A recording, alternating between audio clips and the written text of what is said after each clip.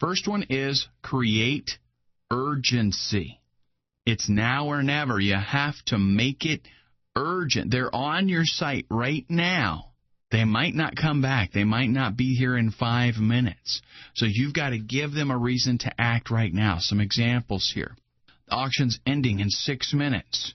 That creates urgency. Like, I've got to do something now because in 6 minutes it's over.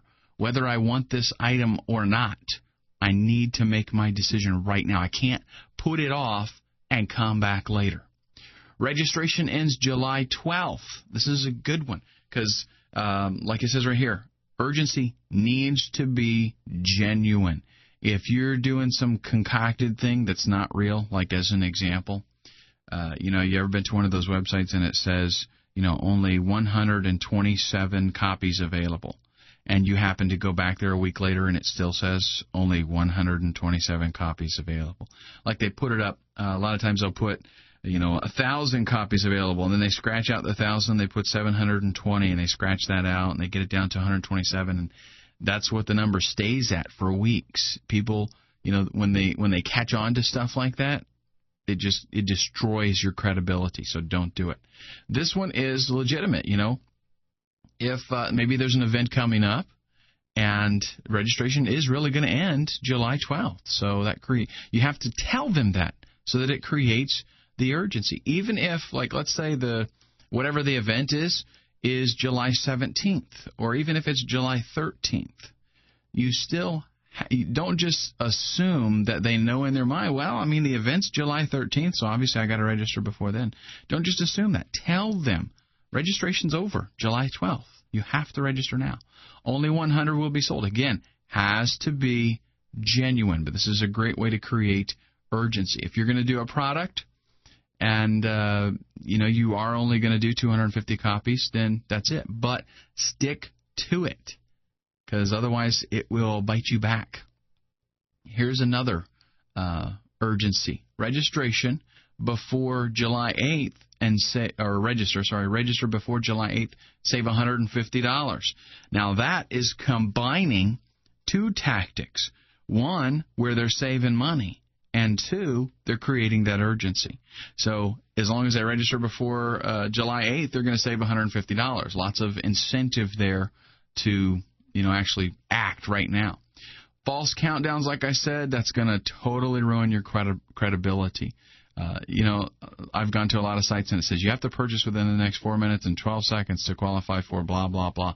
Well, if you wait around and you refresh the screen, it'll say the same thing. You have to within the next 4 minutes and 12 seconds, and a little timer starts going.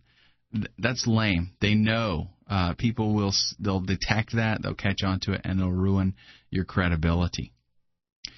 The power of scarcity. This is kind of related to the urgency thing, but you can use scarcity to create the urgency. Scarcity is just limited availability.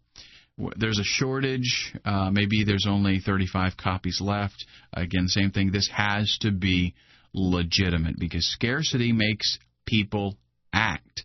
If your scarcity is a crock, then it's going to make them act also. It's going to make them act in the opposite way that you want them to. Human nature is that when there's an abundance, we don't act. And this is, I would even say, animal nature. Let me tell you a little bit of story real quick about I got 2 ponies. And if my son is kind of lazy on feeding them and he forgets, then he goes out there and he gives them, they have this sweet feed that they absolutely love. And if he hasn't given that to them in a while, then when he comes up to the fence, they will fight over it. They'll kick each other. They'll push each other out of the way. They want it. Same thing with the hay even. If he regularly throws it out there, then they'll just walk up and start eating. But if he is late one morning and he comes out there, the first time he throws some out to them, they'll start fighting over it. People are the same way. Now, the animals are doing it because they don't know that there's piles and piles of hay around the corner. They can't see it. They think there's a scarcity. People are the same way. If there's a shortage, even if it's things really that they wouldn't have a natural tendency to crave or desire strongly, that can push them over the edge and make them go after it. How many times do we hear about, these terrible stories about people like punching each other over a video game, or even worse? You remember, I'm going to age myself here, but do you remember the craze about the Cabbage Patch dolls? I mean, that's crazy. People like hitting each other and dragging them down, people getting trampled to get these Cabbage Patch dolls. If there's a scarcity, if there's a shortage, that causes people to act. If there's tons, now you go into a store and, there's like rows and rows and rows of Cabbage Patch Kids, you don't see people getting in fights over them, right? Because there's tons of them. Look for the passion in your niche. Passionate prospects buy, and passionate buyers will buy again. Communicate that passion that they already feel. What you want to do is stir it up. If you're a conservative political person and you're talking to conservatives, what you have to do is you have to pour on the salt. You have to identify the wound, rub the salt in. Okay, that's how you instill the reaction. You don't just assume, well, hey, we're all conservatives, we have the same views, we know the same issues, we have the same problems. Don't do that. You have to relate it to them and irritate it. Some of the things that people are passionate about, these are, by no means an extensive list, but this is just to give you an idea. Music. People are passionate about the style of music that they listen to, about the bands that they listen to. When I was younger, there would be, like controversial things, rivals, about bands.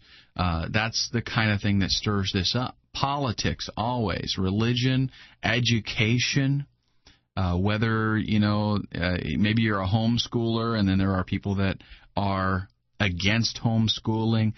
These kinds of things have passion. And when you identify that and you irritate it, that causes people to act. Gadgets, cell phones, MP3 players.